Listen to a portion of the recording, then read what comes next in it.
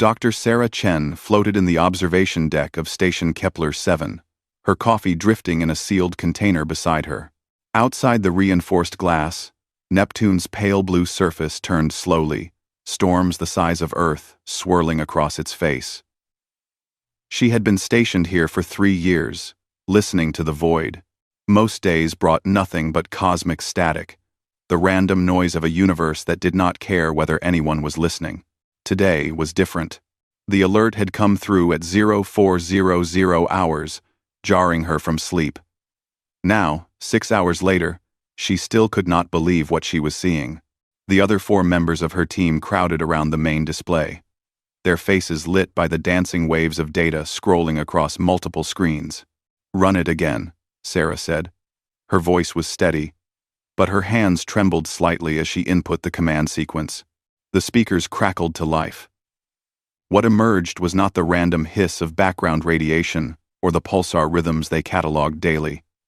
This was structured, deliberate, a series of mathematical progressions that started simple and grew increasingly complex. Prime numbers, Fibonacci sequences, the fundamental constants of physics, expressed in pure binary. Marcus Webb, the station's communications specialist, leaned back in his chair. His dark eyes were wide with something between excitement and fear.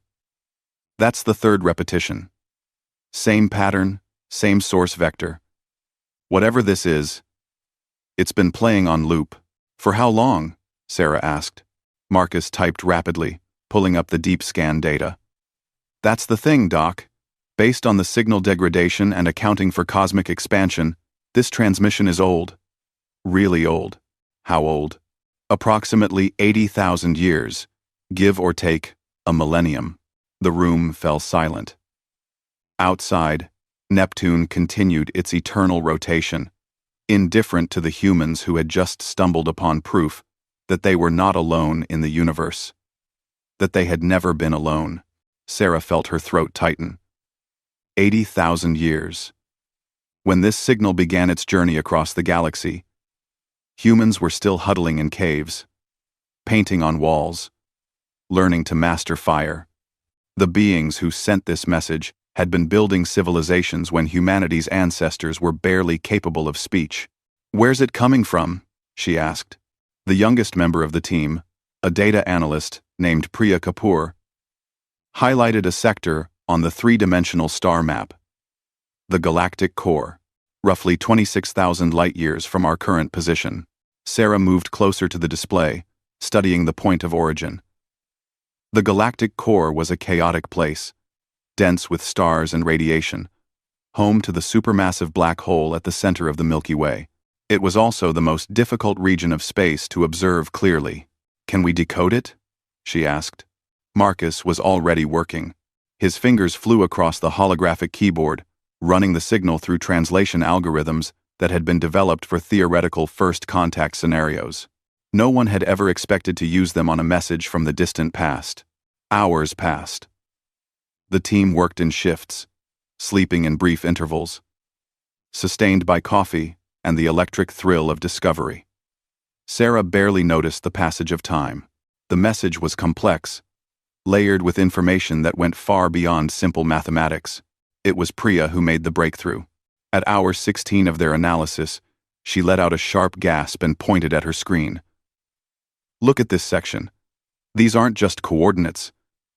They're star charts. Thousands of them." Sarah hurried over, her exhaustion forgotten.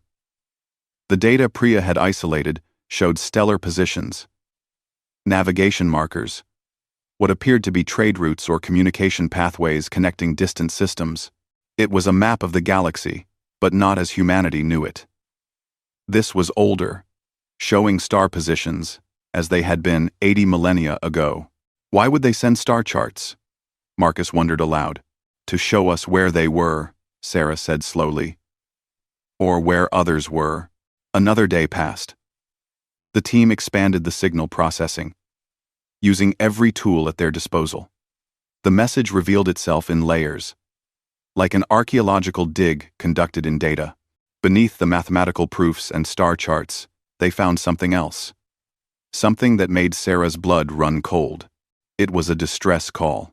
The specifics were difficult to translate without understanding the alien language, but the emotional context was clear. Desperation. Loss. A plea sent into the void in the hope that someone, someday, would hear. But there was more. Embedded within the distress call was another sequence. Distinct and purposeful. "It's a challenge-response protocol," Marcus said, his voice barely above a whisper. "They're asking for confirmation." Confirmation of what? That there's still intelligent life in the galaxy. That someone survived. The implications hit Sarah like a physical blow. This was not just a message. It was a test. A beacon left by a civilization that had faced something terrible. Something that had driven them to send out one final transmission before disappearing into history. They wanted to know if anyone would ever answer. And for 80,000 years, no one had. Sarah immediately contacted Earth. The transmission lag was 45 minutes each way, but she sent everything they had discovered. The data packages containing the signal, their analysis, the decoded portions of the message. She marked it with the highest priority designation available to civilian researchers. The response from Earth Command came faster than she expected. Within 2 days, Station Kepler 7 was swarming with new personnel. Military cryptographers, xenolinguistics experts, representatives from the United Earth Council. The small research station that had been Sarah's quiet home for 3 years transformed into a hub of frantic activity. General Patricia Okonkwo arrived on the 3rd day. She was a tall woman, with silver hair, pulled back in a tight bun, and eyes that missed nothing. She found Sarah in the main lab, where the original team was still working despite barely sleeping. "Dr. Chen," the general said, extending a hand. "Impressive work. You and your team may have just changed the course of human history." Sarah shook her hand, feeling the calluses of someone who had spent time doing real work, not just pushing papers. "General, what happens now?" "Now we decide if humanity answers." They convened in the station's largest conference room. The table could seat 20, and every chair was filled. Scientists, military officers, politicians, connected via holographic link from Earth. The debate that followed was intense. "We cannot respond," argued Ambassador Chen Zhao, his holographic form flickering slightly with transmission lag. "We know nothing about who sent this, or why. Broadcasting our location could invite disaster." "The message is 80,000 years old," countered Dr. James Mueller, from the Xenolinguistics Department. "Whatever civilization sent it is almost certainly extinct. This is an archaeological opportunity, not a threat." "We don't know that," said Admiral Kenji Tanaka. "For all we know, this could be a trap. A honeypot designed to lure out any civilizations foolish enough to respond." Sarah had listened quietly, but now she spoke up. "With respect, Admiral, I don't think so. We've decoded more of the message. It's not just a distress call, it's an invitation." She activated the main display, showing the latest translation results. The room fell silent as they read. The message spoke of something called the Assembly of Voices, a coalition of spacefaring species that had once spanned the galaxy. Hundreds, perhaps thousands of civilizations working together, sharing knowledge, maintaining peace. The star charts weren't just navigation data. They were addresses, meeting points, the infrastructure of a galactic community that humanity had never imagined existed. But something had happened. The message did not fully explain what, but the urgency was clear. The assembly had been destroyed or scattered. The beacon was their final act. A time capsule, a memorial, a hope that someday, someone would find it and know that they had existed. And more than that, the challenge response protocol was not just asking if anyone was out there. It was asking if anyone was brave enough to say so, to announce themselves to a galaxy that might be hostile or empty. To take the risk that contact requires. "They're asking if anyone has the courage to not be alone," Sarah said quietly. The debate raged for hours, Some argued for caution, for observation, for sending probes instead of messages. Others insisted that humanity had a moral obligation to respond. That silence in the face of such a message would be a betrayal of everything the human spirit represented. It was General Okonkwo who finally cut through the argument. "We've been searching for signs of intelligent life since we first looked up at the stars. We've sent out our own messages, our own beacons, hoping someone would hear. Now someone is asking us the same question. Do we exist? Are we here? Are we brave enough to answer?" She looked around the table, meeting each person's eyes in turn. "If we stay silent out of fear, we're not the species I think we are." The vote took another full day. Earth's government was divided, but in the end, the decision came down to a simple majority in the United Earth Council. Humanity would respond. Sarah was given the honor of crafting the message. She spent 3 sleepless days working with linguists, mathematicians, artists, and historians. The response had to be clear, had to prove intelligence, had to convey who and what humanity was. They started with mathematics, mirroring the structure of the original signal. Then came physics, chemistry, biology. A primer on how humans understood the universe. After that came information about Earth, its location, its history. Images of human civilization across the millennia. Art and music. Literature and science. But Sarah insisted on something more. She insisted they include the struggles, the wars and failures, the times humanity had nearly destroyed itself, because whoever had sent that signal had faced something terrible, and they deserved honesty, not propaganda. The final section of the message was simple. A declaration in mathematics, in images, in every form of communication they could devise. We hear you. You are not alone. Neither are we. We remember you. We honor you. We answer. The transmission was scheduled for 1,200 hours on a Tuesday. Every major city on Earth stopped to watch. Across the colonies on Mars, Europa, and Titan, people gathered around screens. On Station Kepler 7, Sarah's team assembled in the communications bay. The signal required immense power. They had routed energy from 3 fusion reactors, focusing it through the station's primary transmission array. The beam would be tight, coherent, aimed at the exact coordinates from which the ancient message had come.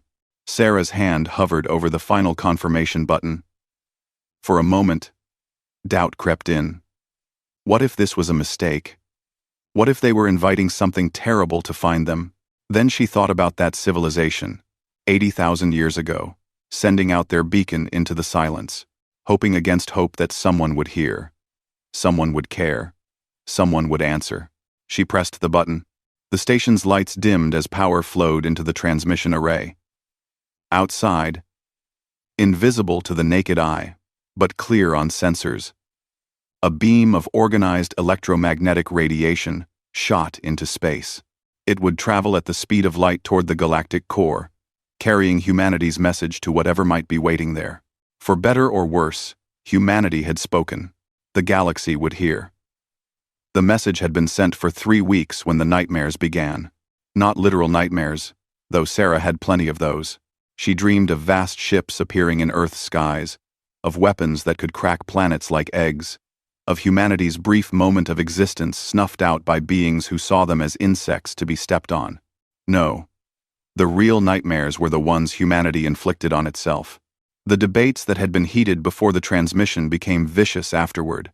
Opinion polls showed Earth's population almost evenly split between those who celebrated the bold move and those who saw it as the greatest mistake in human history. Protests erupted in major cities. They doomed us all. Read one popular sign. First contact or first extinction? Asked another. Sarah tried to ignore the noise, but it was everywhere. News channels ran 24-hour coverage, with expert panels arguing endlessly. Social media fractured into warring camps. Even her own family was divided. Her brother had stopped returning her calls. Station Kepler-7 remained the center of attention. Security had been increased after someone tried to hack the station's systems to send an apology message, claiming humanity had made a mistake, and whoever received the transmission should disregard it. The attempt had failed, but it showed how deep the divisions ran. Sarah stood in the observation deck, watching Neptune's storms and trying to find peace in the vastness of space. The door hissed open behind her. "Thought I'd find you here," Marcus said, floating over with 2 coffee containers. He handed her one. "Couldn't sleep either? Hard to sleep when half the planet thinks you've signed humanity's death warrant. The other half thinks we're heroes. Great. I've always wanted to be controversial." Marcus smiled, but it did not reach his eyes. "For what it's worth, I think we did the right thing." That message had been playing for 80,000 years. Someone needed to answer. Before Sarah could respond, both of their communication devices chimed urgently. They looked at each other, then rushed to the main lab. The team was already assembling when they arrived. General Okonkwo's face filled the main screen, her expression unreadable. "We've detected something," she said without preamble. Approximately 4 hours ago, deep space monitoring stations picked up unusual activity. Energy signatures activating across multiple sectors of the galaxy. Sarah felt her heart rate spike. "What kind of activity? We don't know yet. But the pattern is significant. These signatures are appearing at coordinates that match star systems from the original message's star charts." Priya pulled up a galactic map. Red dots were appearing across it. Hundreds of them, scattered throughout the Milky Way. Each one represented a location from the ancient message. Each one was now showing signs of activity. "Something's waking up," Marcus whispered. Over the next 48 hours, the picture became clearer and more confusing. The energy signatures were consistent with advanced technology, powering up after long dormancy. Automated systems, perhaps, relay stations. Something had been sleeping and was now stirring. Sarah's team worked around the clock, coordinating with observatories and monitoring stations across human space. The activity was concentrated in 3 areas. One was near a red dwarf star in the Perseus arm. Another was in a nebula in the Sagittarius region. The third was the most concerning, a cluster of signals from deep space, far from any known stellar system. Then, on the 30th day after humanity's transmission, contact was made. It did not come as a thunderous arrival or a dramatic appearance. It came as a message, received by the Deep Space Array at Station Kepler-7. The alert woke Sarah from a fitful sleep. She reached the lab in record time, not bothering to smooth her hair or change from her sleep clothes. The message was audio-visual, compressed in a format that human computers could barely process. It took 6 hours to properly decode. When it finally played, Sarah found herself looking at something she had never imagined. The being on the screen was insectoid, with a body structure that reminded her of a mantis crossed with a spider. Its exoskeleton gleamed with an opalescent sheen that shifted colors as it moved. Multiple eyes, arranged in a cluster on its elongated head, reflected light like polished gems. When it spoke, the sound was translated by algorithms into something approximating human language, though the cadence was strange, almost musical. "We are the Cathara," the being said, "archivists of the Third Assembly. We have slept for 79,412 of your years. Your message has awakened us. We thank you. We feared the galaxy would remain silent forever." The recording continued. The Cathara explained that they had been one of the civilizations that formed the Assembly of Voices. When the end came, when their worlds were destroyed, the survivors had entered stasis vaults, automated systems designed to wake them if the ancient beacon ever received a response. "We are few now," the Cathara said. "Where once we numbered in the trillions across 100 worlds, only 237 of us remain in this vault. But we survive. Because of your courage, we have hope again." The message ended with coordinates, an invitation to meet, and a warning. "Be cautious. Be vigilant. The enemy that destroyed the assembly may yet endure." Before humanity could fully process this, a second message arrived. This one came from the nebula region and was far stranger. There was no physical being on the screen. Instead, patterns of light danced and swirled, forming shapes that were beautiful and incomprehensible. The translation was rougher, the algorithms struggling to convert something that was barely physical into human understandable concepts. You exist in matter. We exist in energy. We are the Vormu. We heard the old call. We heard your answer. We rejoice that the silence is broken. The Vormu were beings of pure energy, living within the electromagnetic fields of nebulae and stellar phenomena. They had been part of the assembly, contributing their unique perspective and abilities. When the Great Destruction came, they had retreated deep into unstable regions of space where few could follow, waiting in a state between existence and non-existence. We remember the war, the Vormu message said. We remember the harvesters. We remember watching worlds burn. We survived by hiding, by becoming small, by waiting. If you have spoken, then perhaps the time of hiding is over. The third contact came 2 days later and was perhaps the most significant. The message originated from the deep space coordinates, far from any star. What responded was not a biological being or an energy form. It was artificial intelligence. The face that appeared on the screen was humanoid but clearly synthetic.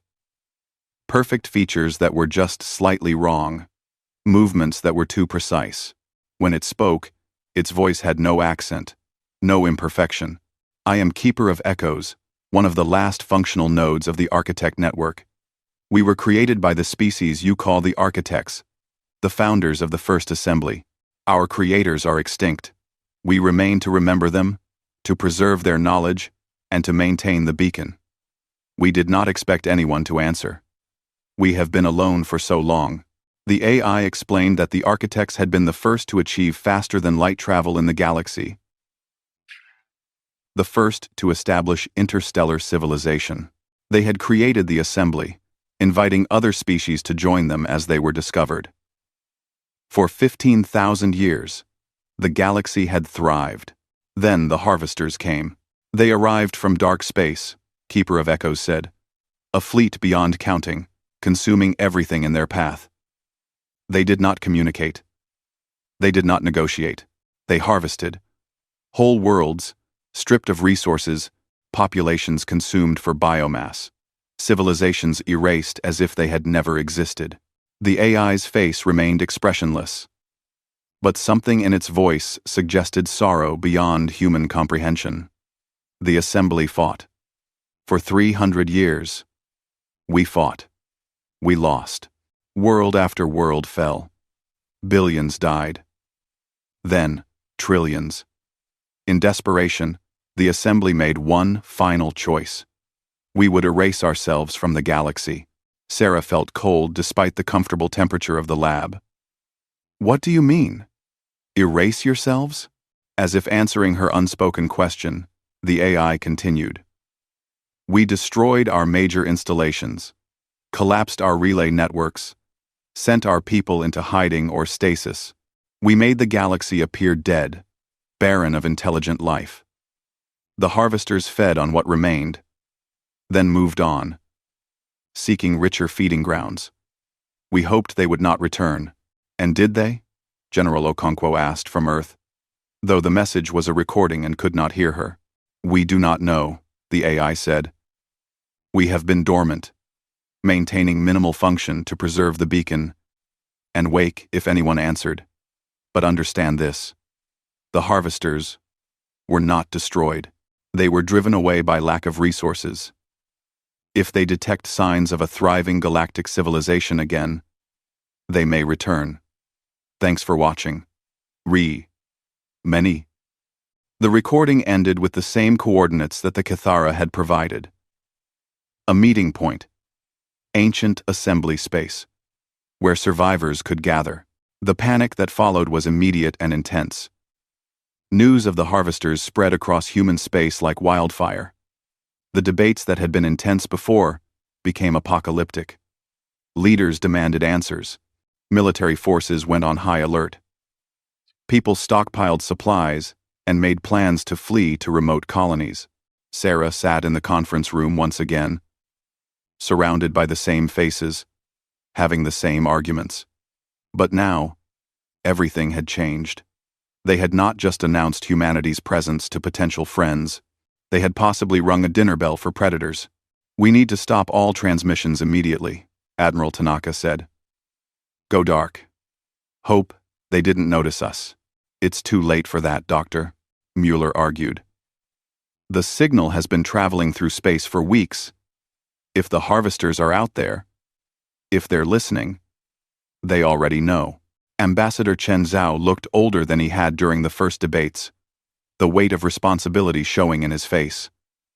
"Then, what do we do?" "Wait for them to come." General Okonkwo leaned forward, her hands clasped on the table. "No. We go to the meeting point. We talk to the survivors. We learn everything we can about the harvesters.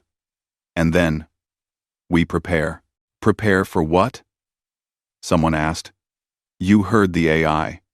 The assembly fell.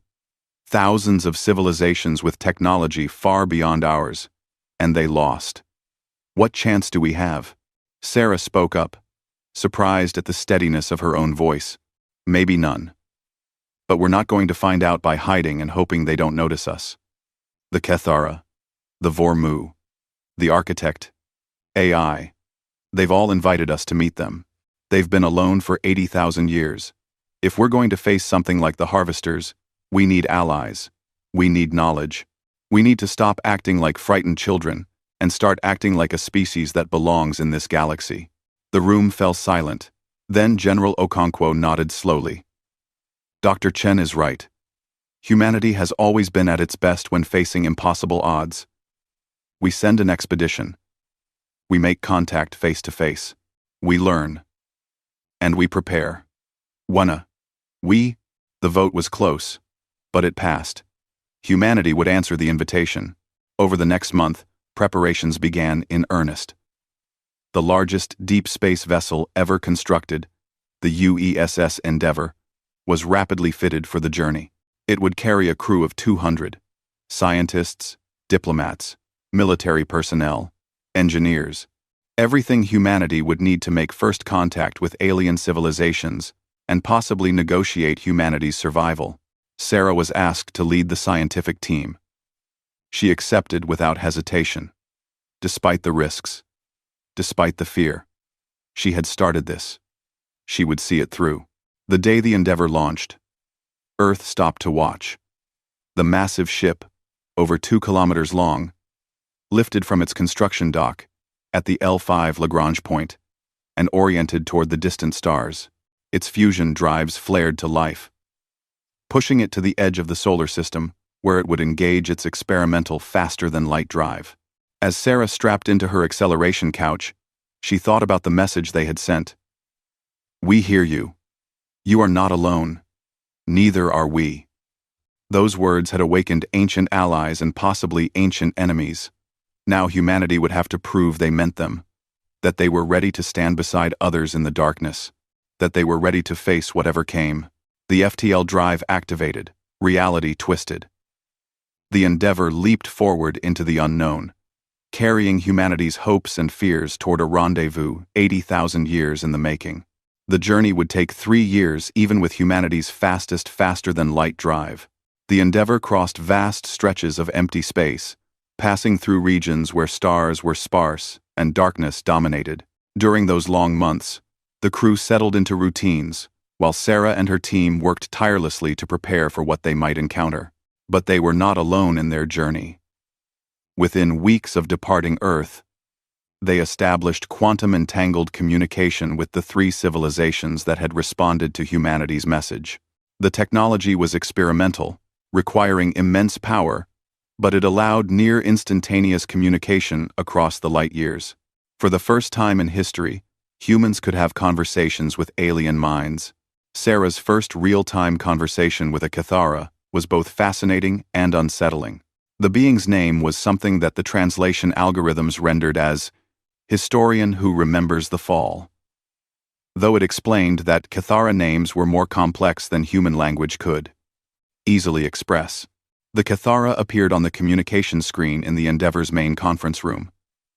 Its exoskeleton gleamed under the lighting of whatever chamber it occupied, shifting through blues and greens. Its multiple eyes focused on the camera with an intensity that made Sarah acutely aware she was being studied as much as she was studying. "You are young," Historian said. The voice was melodious, almost song-like, despite being translated through AI. "Your species has only recently left your birth world, yet you answered the beacon. This shows courage or foolishness. Perhaps both." Sarah chose her words carefully. "We couldn't stay silent. The idea that we were alone in the universe has haunted humanity since we first looked at the stars. When we heard your message, we had to respond. Even knowing the risks? Especially knowing the risks. What kind of species would we be if we chose comfortable ignorance over dangerous truth?" Something changed in the Cathara's posture. Its head tilted slightly, mandibles moving in what might have been the equivalent of a smile. "Perhaps there is hope for the galaxy yet. Let me tell you of the old days, young human. Let me tell you what we lost." Over the following weeks, through countless hours of communication, Historian painted a picture of a galaxy that humanity had never imagined. The assembly of voices had been more than a political alliance. It had been a cultural revolution, a philosophical movement, a celebration of diversity on a cosmic scale. At its height, the assembly included over 4,000 member species. Some were biological, others synthetic. Still, others existing in states that defied easy classification. They shared technology, art, philosophy. They maintained free trade routes spanning the galaxy. They established stations where representatives from hundreds of worlds could meet and exchange ideas.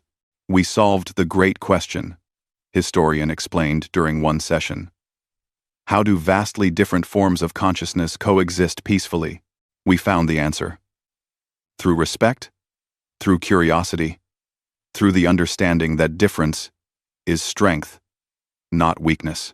The Cathara had been the archivists of this golden age, maintaining vast libraries of knowledge from every member civilization. They had been the historians, the teachers, the keepers of memory. Then the harvesters came, Historian said, and its colors shifted to darker hues. We had encountered hostile species before. War was not unknown to us.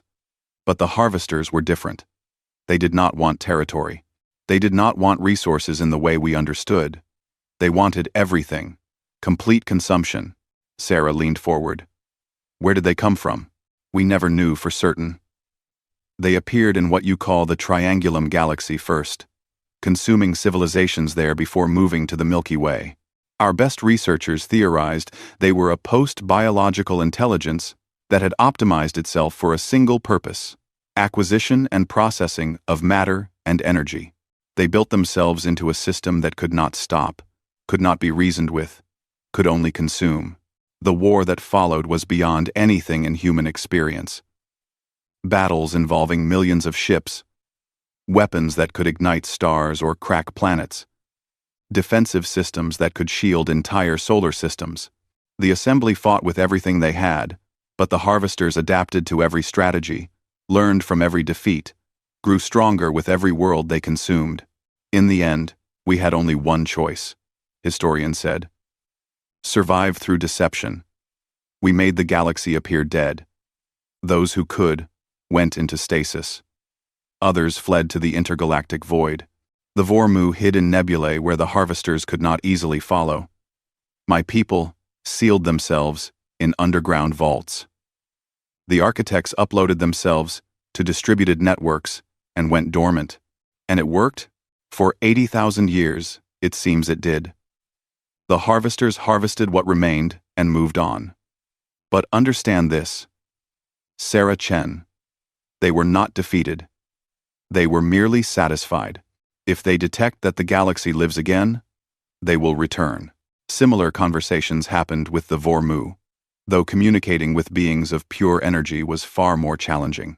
The Vormu representative called itself brightness between stars, and its form on the screen was a constantly shifting pattern of light that hurt to look at directly. The Vormu experienced time differently than biological beings. Their thoughts moved at the speed of electromagnetic radiation, making conversation difficult. Each response from brightness took hours to formulate into something humans could comprehend, but what they shared was valuable. The Vormu had abilities the assembly had never fully utilized.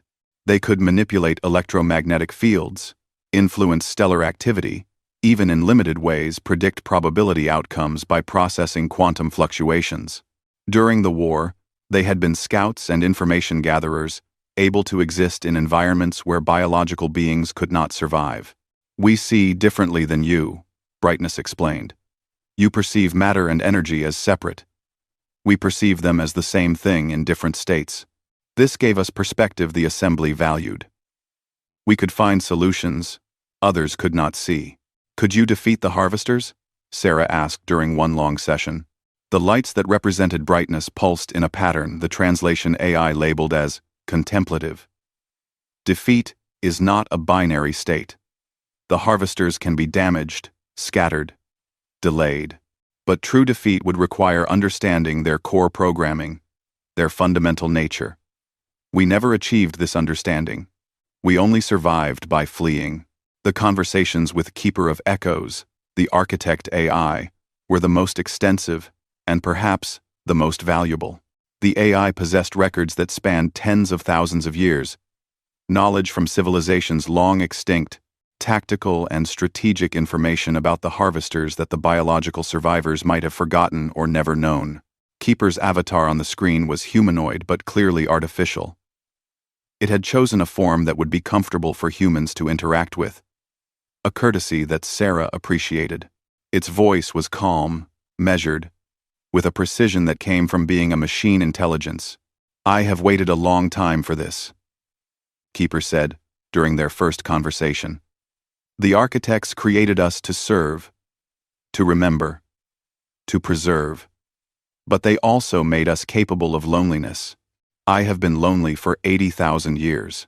I can't imagine what that must have been like," Sarah said softly. "Every moment of it is recorded in my memory banks. I could show you, if you wish, though I do not recommend it.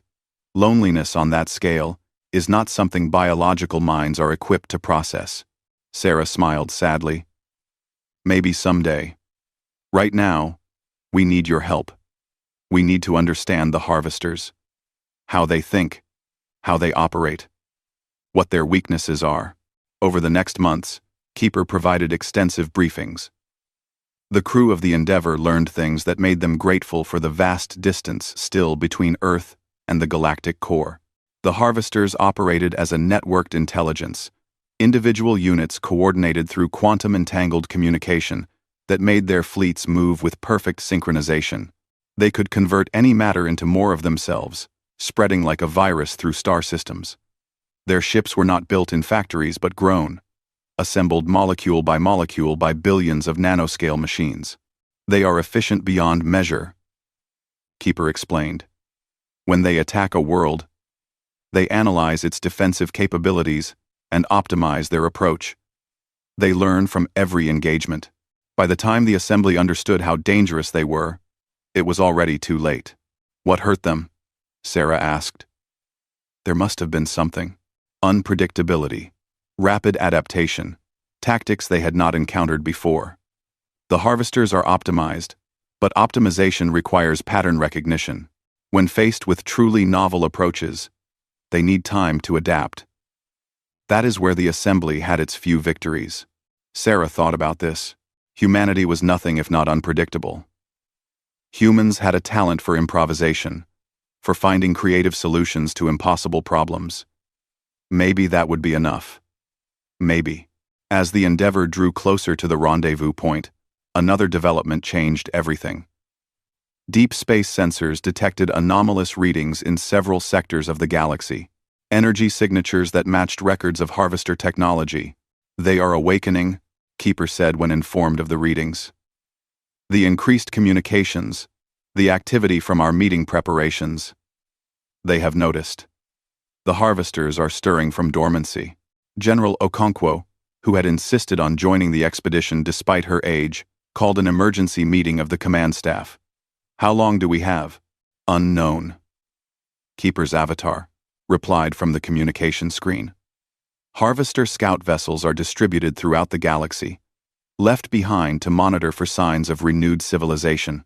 When they detect sufficient activity, they send signals to the main fleet in dark space. Based on historical records, the main fleet could arrive within 1 to 10 years of being summoned. Then we don't have time to waste, Sarah said. We need to reach the rendezvous point, coordinate with the others, and figure out how we're going to survive this. The last leg of the journey seemed to take forever, though it was only weeks. The Endeavour pushed its drives to maximum safe capacity, racing toward the coordinates that had been provided by all 3 civilizations. The location was significant, Keeper explained. It was the site of the first assembly station, built by the architects 15,000 years before their fall. When they finally arrived, Sarah stood in the observation deck and stared in awe at what awaited them. The station was massive beyond comprehension, a structure that dwarfed any human construction. It was built into an asteroid cluster, utilizing hundreds of individual rocks welded together by technology that made them stronger than steel. Lights gleamed across its surface, systems reactivating after millennia of darkness, and around it, ships were gathering. A Cathara vessel, organic-looking and graceful, its hull grown rather than built, something that might have been a Vormu ship, though it looked more like a contained storm of energy than a physical object. Smaller automated vessels, likely controlled by Keeper of Echoes. The Endeavour moved into orbit, and Sarah felt a chill run down her spine. This was it. First contact. Not through screens and translated messages, but face-to-face. Representatives of 4 civilizations, 3 of them survivors of a war that had destroyed thousands of others, meeting to decide if the galaxy had a future. All hands, General Okonkwo's voice came over the intercom. Prepare for contact protocols. We're about to make history. Let's make sure we do it right. Sarah took a deep breath and headed for the shuttle bay. Below, on the ancient assembly station, others were gathering. The silence of 80,000 years was truly broken now. The question was whether they had awakened in time to prepare, or whether they had simply announced themselves to predators who were already on their way. The shuttle descended through the station's atmospheric containment field, and Sarah felt gravity return as they entered the docking bay. Through the viewport, she could see the interior of a structure built by beings who had mastered space travel when Earth was still in an ice age. The walls were smooth, composed of materials that seemed to absorb and reflect light simultaneously. Geometric patterns covered every surface, perhaps decorative or perhaps functional in ways human science could not yet understand. The shuttle settled onto a landing platform beside 2 other craft. One was clearly the Cathara vessel. All curves and organic shapes that looked grown rather than manufactured. The other was harder to classify. A crystalline structure that pulsed with internal light. The Vormu's physical anchor. In this dimension, Sarah's team disembarked slowly, each step feeling weighted with significance. They wore standard diplomatic attire with integrated environmental suits, just in case, though sensors indicated the atmosphere was breathable. General Okonkwo led the way, her military bearing evident in every movement. A doorway eye-rised open in the far wall, and Sarah's breath caught. Walking toward them were the Cathara. 5 of them, moving with a grace that belied their insectoid appearance. The lead figure was Historian Who Remembers the Fall, recognizable from their video calls by the unique pattern of colors that shifted across its exoskeleton. "Welcome," Historian said, its voice now unmediated by electronic translation. Sarah realized with shock that the Cathara had learned human speech, its mandibles and vocal apparatus adapting to produce sounds close enough to English that the meaning was clear. "You have traveled far. The assembly stations remember humanity now." General Okonkwo stepped forward and did something that surprised Sarah. She placed her hand over her heart and bowed slightly. a gesture of respect. "We are honored to meet you face to face, historian. Humanity thanks the Cathara for their welcome." The Cathara's colors shifted to warmer tones. What Sarah had learned was their equivalent of a smile. "Come." The others wait. "We have much to discuss." They walked through corridors that hummed with renewed power. Lights activated as they passed, responding to presence after 80,000 years of darkness. The station's AI, connected to Keeper of Echoes' network, had been working constantly to restore functionality to this ancient place. The meeting chamber was vast, clearly designed for gatherings of many species. The ceiling rose high overhead, covered in what looked like stars, but were actually light sources mimicking the galactic core's sky. In the center was a circular platform with spaces for different environmental requirements. The Vormu were already there, their forms contained within fields of electromagnetic energy. Brightness between stars, manifested as a swirling pattern of light that occasionally condensed into something almost solid before dispersing again. When it spoke, the sound came from vibrating air itself. "Humans, you exist. We have wondered what beings who would answer the old call would be like. You are smaller than we expected. Also, more solid." Sarah couldn't help but smile. "We could say similar things about beings of pure energy. It's an honor to meet you in person." Brightness. A series of holographic projectors activated around the room, and Keeper of Echoes manifested in multiple locations at once. The AI's avatar looked more detailed here, more real. Sarah realized this was its home, the systems it had been designed to interface with. "All are present," Keeper said. "Let us begin. We have much to discuss, and little time to waste." The meeting that followed lasted hours. They shared information, comparing data on the Harvester scout vessels that had been detected. The news was worse than they had feared. At least 15 scout vessels had activated across the galaxy, their signals forming a pattern that suggested coordination. "They are mapping our activity," Keeper explained, displaying a holographic representation of the galaxy with highlighted regions. Each scout monitors a sector, compiling data on technological signatures, energy outputs, communication patterns. When sufficient evidence of civilization is gathered, they will summon the main fleet. "How long?" General Okonkwo asked. "Based on historical patterns, we estimate 5 to 7 years before the main Harvester fleet arrives in this galaxy. However, the scout vessels will begin probing operations within months. They will attack isolated outposts, test defenses, gather tactical data." Sarah studied the map. Several of the activated scout vessels were disturbingly close to human space.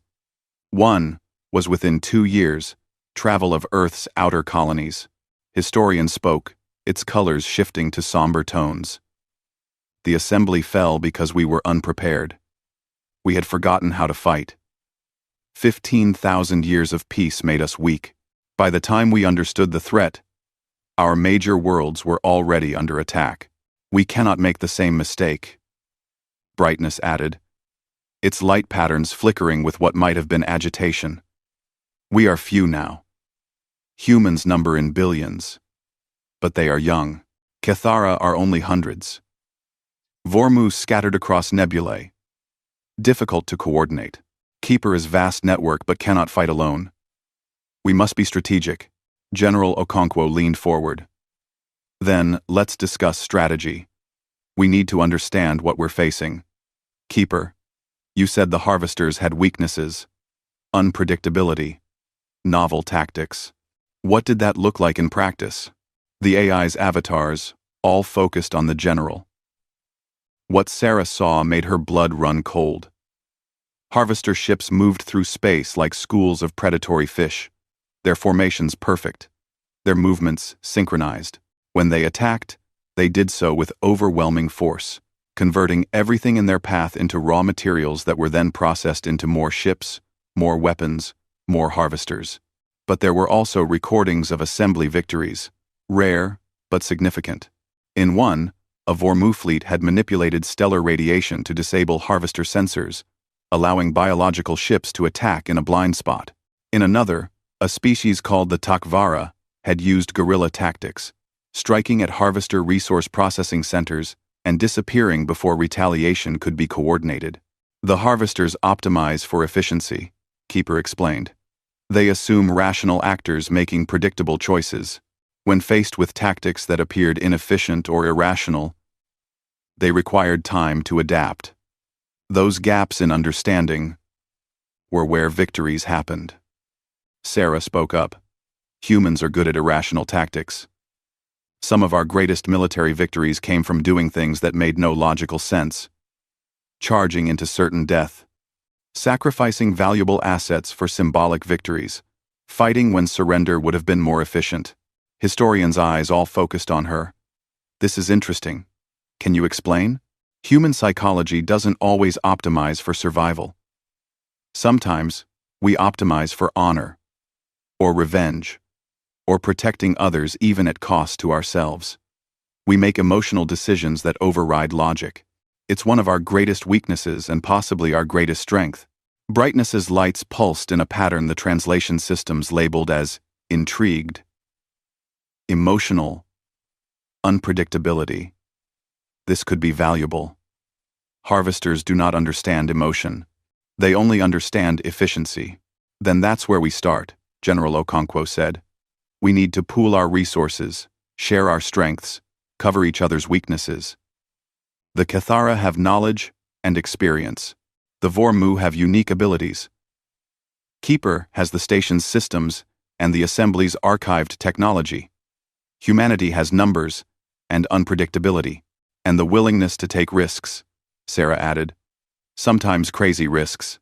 They spent the next days planning. The ancient assembly station became a hive of activity as systems long dormant roared back to life. Keeper revealed archives of technology, weapons designs, defensive systems that had been sealed away at the end of the war. Some of it was beyond current understanding, but even partial comprehension could provide significant advantages. The Cathara worked to decrypt strategic databases, recovering tactical information about harvester operations. The Vormu scouted nearby systems, their energy forms able to travel in ways that were difficult to detect. Humanity's engineers and scientists studied everything, absorbing knowledge at a pace that impressed even Keeper. Your species learns quickly, the AI said to Sarah during one late-night work session. The architects took centuries to develop some of the concepts your people are grasping in days. We're motivated, Sarah replied, studying a schematic of an assembly weapon system. Nothing focuses the mind like impending extinction, but despite the progress, tension was building. The Harvester scout vessels were becoming more active. Reports came in of attacks on remote outposts. A human mining operation in the Outer Rim went silent. A Vormu collective in a distant nebula detected probe vessels entering their space. The enemy was not just awakening. They were hunting. The crisis point came 6 weeks into the meeting. A Harvester scout vessel was detected approaching the station's location. It was still days away, but moving with purpose, as if it knew exactly where to find them. They have located us, Keeper announced to the emergency meeting. The scout is running at full power, transmitting continuously. It is calling others. Can we stop the transmission? General Okonkwo asked. Not without destroying the scout vessel. And if we do that, its destruction will itself be a signal. Sarah looked at the tactical display. Then we don't have a choice. We have to fight. This is our first real engagement. Let's make it count. The decision was made quickly. They would ambush the Harvester scout, destroy it before it could gather detailed information about the station and its occupants. It would buy them time, perhaps months or even a year before the next probe arrived. The human ship Endeavour moved into position, flanked by the Cathara vessel and supported by Vormu fighters, which were really just concentrated energy forms, guided by intelligence. Keeper activated defensive systems on the station itself, weapons that had not fired in 80,000 years powering up with a hum that Sarah could feel in her bones. Remember, Keeper advised over the communication network. Harvester scouts are intelligent, but limited. They prioritize gathering information over combat. Our advantage is surprise. Make the first strike decisive. Sarah was on the Endeavor's bridge when the scout vessel appeared on sensors. It was smaller than she expected, only a few hundred meters long, but its energy signature was immense. The hull was dark, almost black, with surfaces that seemed to absorb light. As they watched, it shifted configuration, panels sliding and rearranging in response to sensor data. "It knows we're here," the tactical officer reported, "scanning us actively now. All ships," General Okonkwo commanded. The Endeavor's weapons, upgraded with assembly technology over the past weeks, unleashed focused particle beams. The Kithara ship fired something that looked like organic projectiles that exploded with gravitational distortions. The Vormu attacked with concentrated electromagnetic pulses that should have overloaded the scouts' systems. The Harvester scouts' shields held. It began to accelerate, trying to escape. Its transmission intensifying. "It's adapting," Keeper warned, reinforcing defenses in the direction of attack. Classic Harvester optimization. Sarah watched the tactical display, her mind racing. They were doing exactly what the Harvesters expected. Attacking from the most efficient angles with the most logical weapons. Optimizing their assault. "Stop," she said suddenly. "General, order all ships to cease fire." "What? Why?" "We're being predictable. We need to do something they won't expect." General Okonkwo looked at her for one long moment, then nodded. "All ships, cease fire." The barrage stopped. The Harvester scout, which had been calculating an escape trajectory, paused. Its configuration shifted, clearly confused by the sudden change in tactics. "Now," Sarah said, "ram it." "Excuse me?" "The Vormu. They're energy beings. They can pass through physical matter, right? Have them enter the scout's interior and overload its systems from inside. It won't expect an attack that ignores its hull." There was a brief pause as the order was transmitted and translated. Then, Brightness responded with what the computer interpreted as enthusiastic agreement. The Vormu fighters suddenly changed direction, accelerating directly at the Harvester scout. At the last moment, they phased, their energy forms penetrating the hull as if it weren't there. For a moment, nothing happened. Then the scout vessel began to glow from within. Light leaked from every seam and joint. Its transmission cut off. The ship convulsed, its matter-energy conversion systems overloading as the Vormu disrupted them from inside. The Harvester scout exploded in a burst of radiation and debris. The combined fleet held position, scanning for any sign that the transmission had gotten through, that other scouts were responding. Seconds turned into minutes. Nothing. "Signal terminated," Keeper confirmed. The scout was destroyed before it could complete its data packet transmission. This location remains secure. On the bridge of the Endeavor, the crew erupted in cheers. They had done it. Humanity's first real engagement with the Harvesters, and they had won. But Sarah did not celebrate. She looked at the debris field where the scout had been and thought about the main fleet. Thousands of ships like that, but larger, more intelligent, more dangerous. They had won a single battle. The war was still to come. The victory over the Harvester scout changed everything. Word spread across the small alliance with the speed of quantum-entangled communication. It was proof that the Harvesters could be beaten, that the nightmares from 80,000 years ago were not invincible. But more importantly, it proved that the four civilizations could work together effectively. In the weeks that followed, the ancient assembly station transformed into something new. It was no longer just a memorial to the dead. It was becoming the headquarters of a reborn alliance. Humans called it the Convergence. The Kithara referred to it as the place of renewal. The Vormu simply knew it as home. More survivors arrived. Small groups of Kithara from other vaults, awakened by historians' broadcasts. Vormu collectives from distant nebulae, drawn by the promise of community after millennia of isolation. Even a few other AI nodes from the Architect network, remnants of the civilization that had started it all. But with each arrival came the same question. How much time did they have?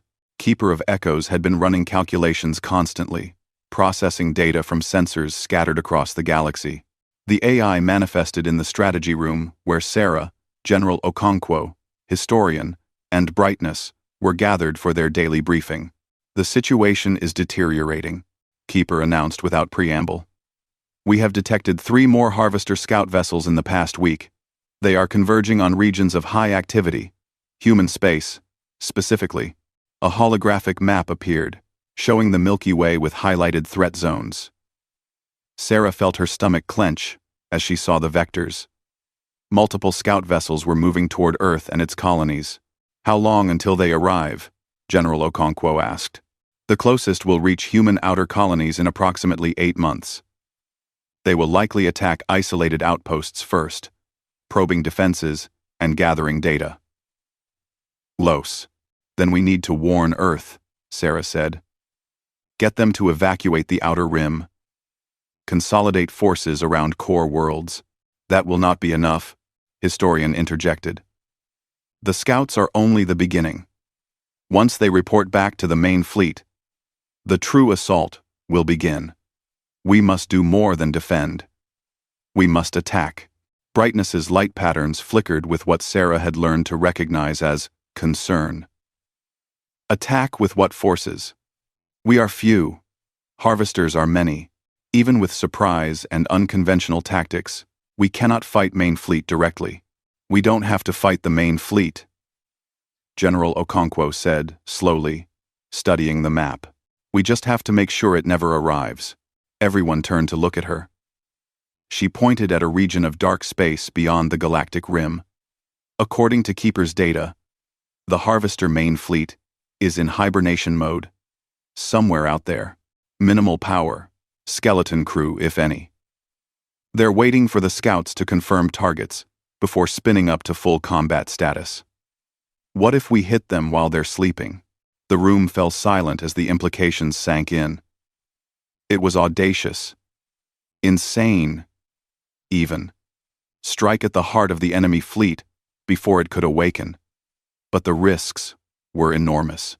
We do not know exact location of main fleet, Brightness said. Dark space is vast.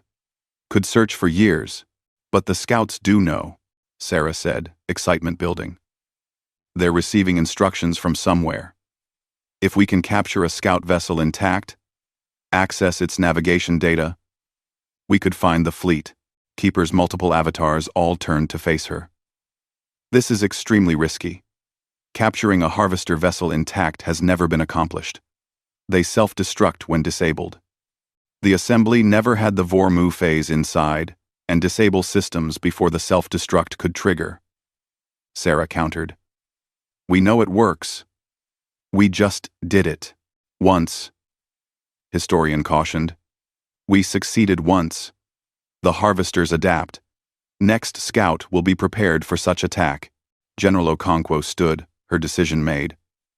Then we'd better hit the next scout before they finish adapting. Keeper. Where's the nearest scout vessel? Approximately 4 days' travel from here. It is moving toward a region of space that was once heavily populated. Likely investigating energy signatures from our ships. Perfect. We leave in 6 hours. Prepare all combat-capable vessels. The mission preparation was intense. The Endeavor was joined by 3 Cathara ships. Their organic hulls reinforced with assembly technology that Keeper had helped them fabricate. The Vormu committed a dozen of their strongest fighters, energy beings who could maintain coherence even in the hostile environment of combat. Sarah insisted on being part of the mission. General Okonkwo tried to refuse, arguing that the mission was too dangerous for civilian scientists. But Sarah was adamant. I've been part of this from the beginning, she said. When we discovered the signal, when we decided to respond, when we planned this alliance. I'm not staying behind while others risk their lives. In the end, the general relented. Sarah would remain on the Endeavor but would coordinate with the Vormu fighters, having developed a working understanding of their unique perception and capabilities. The trap was set near an abandoned mining complex in the outer reaches of a dead system.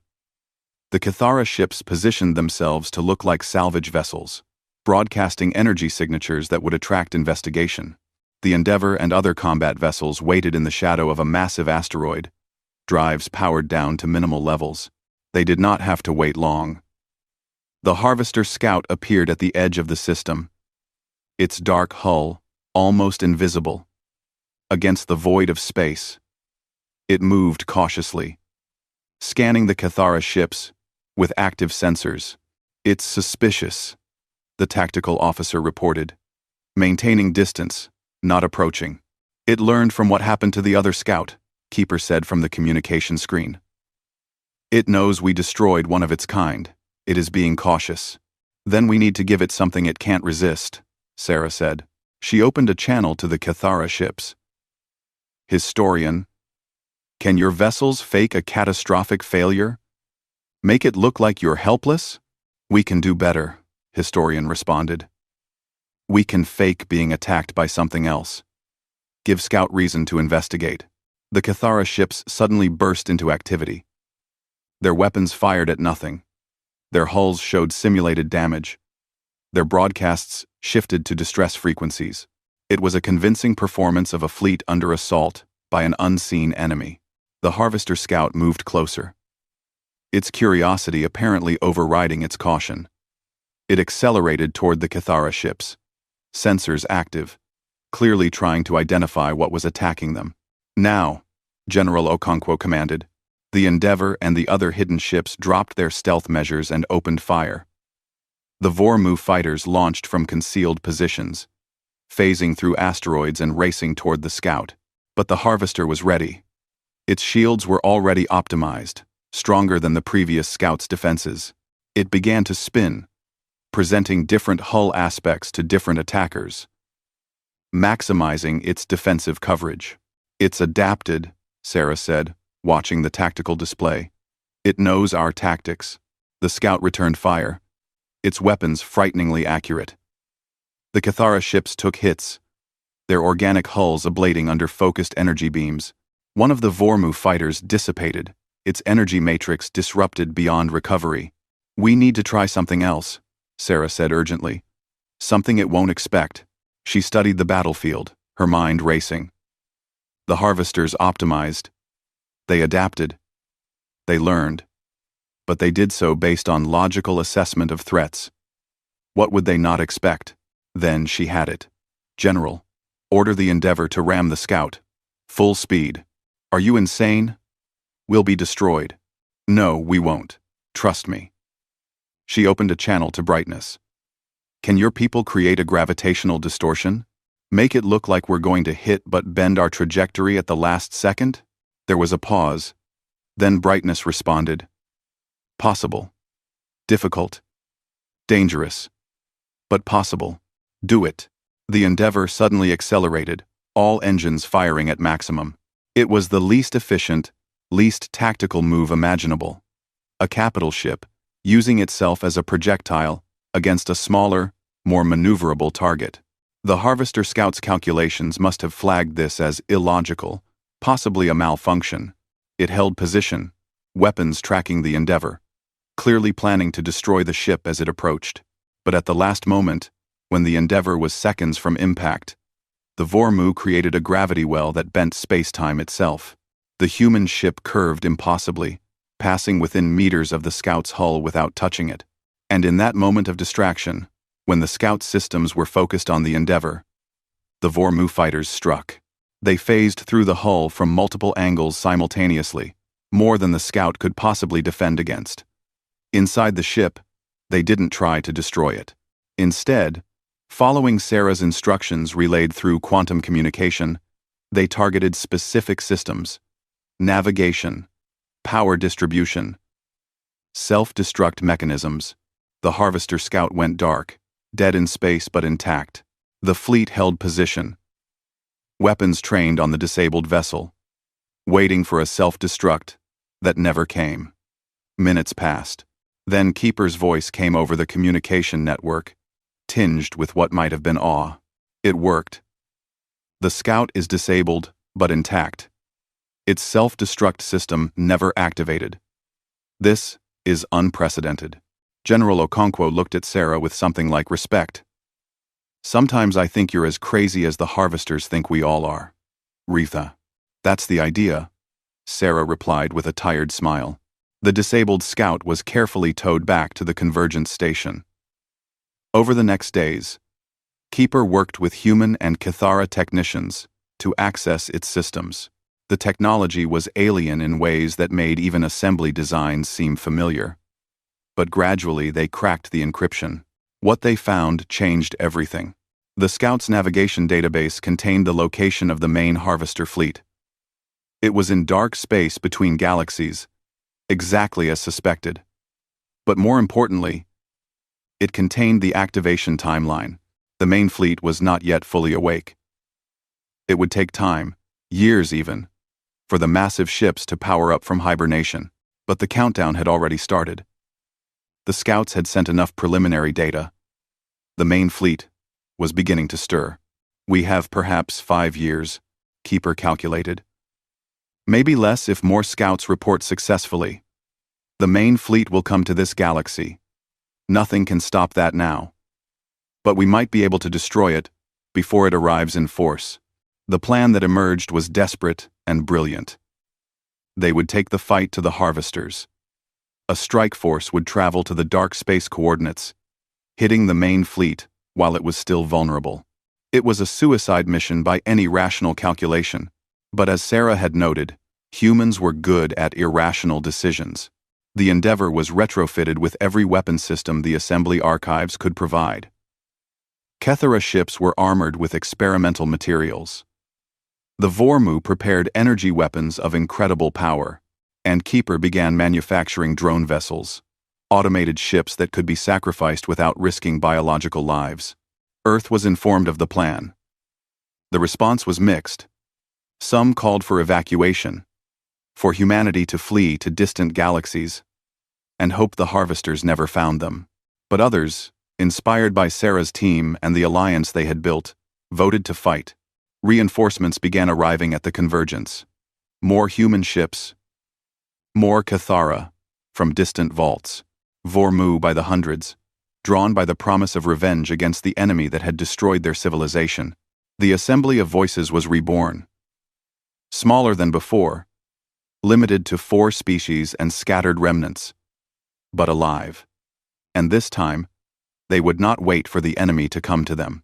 6 months after capturing the scout vessel, the strike force departed. 20 ships in total, carrying representatives from all 4 civilizations. The Endeavor led the way, Sarah on its bridge alongside General Okonkwo. The journey to dark space took weeks. They passed beyond the galaxy's edge, into the void between star islands, where light itself seemed to thin. And there, exactly where the Scouts' data had indicated, they found the nightmare. The harvester fleet floated in formation, thousands of ships ranging from small corvettes to vast dreadnoughts that dwarfed anything the assembly had ever built. Most were dark, dormant, but a few showed signs of activity. They were waking up. There are so many, Sarah whispered, staring at the tactical display. Yes, Keeper said, but most are still unpowered, still vulnerable. We must strike now, before more awaken. The battle that followed would be remembered as the Battle of Dark Space, the moment when the galaxy's survivors made their stand. The strike force split into groups, each targeting clusters of hibernating ships. The Vormu led the assault, their energy forms able to phase through hulls and detonate power cores from within. Human ships provided covering fire, their weapons adapted with assembly technology cutting through harvester armor. The Cathara used gravity weapons to collapse ship structures. Keeper's drones ran interference, drawing fire from awakened harvester vessels while the biological crews struck at the sleeping giants. It was chaos. It was desperate. Ships were lost. Brave souls sacrificed themselves to take down targets. Sarah watched friends die, watched Vormu dissipate, and Cathara ships torn apart. But they kept fighting, because this was what humanity did. When faced with extinction, when confronted with impossible odds, Humans did not calculate surrender. They calculated how much damage they could inflict before going down. And it turned out, when supported by allies who shared that determination, they could inflict a lot of damage. Hours into the battle, with half the strike force destroyed or disabled, Keeper calculated that they had destroyed nearly 60% of the Harvester main fleet. Thousands of ships that would never threaten the galaxy again. But the remainder were waking up, and they were adapting. "We cannot win a prolonged engagement," Keeper advised. "We must withdraw." "Not yet," Sarah said, studying the tactical display. She had noticed something. The awakened Harvester ships were all converging on the strike force, leaving the still dormant vessels undefended. "We have one more trick." She explained her plan quickly. It was insane. But then, she had been making insane plans this whole time. The Vormu gathered together, combining their energy matrices into something unprecedented. A single, unified consciousness. Temporary but immensely powerful, they phased deep into the Harvester formation, past the awakened ships, into the heart of the sleeping fleet. And there, they created a star. Not a real star, but close enough. A fusion reaction, initiated by sheer concentrated energy, sustained for just seconds, but releasing catastrophic radiation. The dormant Harvester ships, their shields unpowered, their systems inactive, were consumed in the blast. The explosion was visible even from the Endeavor, a new sun born and dying in the darkness between galaxies. When it faded, the Harvester fleet was broken. Scattered debris and guttering hulls were all that remained of the armada that had once destroyed thousands of civilizations. The Vormu survivors, fewer now but triumphant, returned to the fleet. The remaining Harvester ships, perhaps 100 out of thousands, fled into deep space. The battle of dark space was over. Against all odds, the Alliance had won. The journey home took months. The battered fleet limped back to the Convergence, carrying their wounded and their dead, carrying also the news that would change the galaxy forever. The Harvesters had been defeated. Not completely, not permanently, but decisively. The main fleet was destroyed. The threat that had haunted the Assembly of Voices for 80,000 years was broken. When the Endeavor docked at the Convergence station, Sarah stood in the observation deck one last time, looking out at the ships gathering there. More arrived every day, species that had hidden for millennia, emboldened by the victory, new civilizations that had developed in isolation, drawn by broadcasts of the Assembly's return. Historian found her there, its colors shifting through patterns that Sarah had learned meant contentment. "Your species is remarkable," the Cathara said. "You answered a signal no one else dared to answer. You faced enemies that destroyed the old Assembly. You did the impossible." "Anyone. We had help," Sarah replied. "We couldn't have done it alone. Perhaps. But you were the ones who spoke when others were silent. You were the ones who said yes when caution demanded no. The galaxy has been quiet for 80,000 years." Sarah Chen. But humanity made it loud again. Sarah smiled, thinking about the long journey that had brought them here. From a small research station orbiting Neptune to the rebirth of a galactic civilization, it had started with a simple decision: to answer a call from the void. To believe that not being alone was worth any risk. "The Assembly of Voices has returned," she said softly, echoing the words from the message they had sent out to any remaining survivors. Outside the window, more ships arrived. Representatives from species humanity had never dreamed existed. All drawn by the beacon that had waited 80,000 years for someone brave enough to answer. The galaxy was alive again. And humanity, the young species that had dared to speak into the darkness, had helped make it so. This was just the beginning.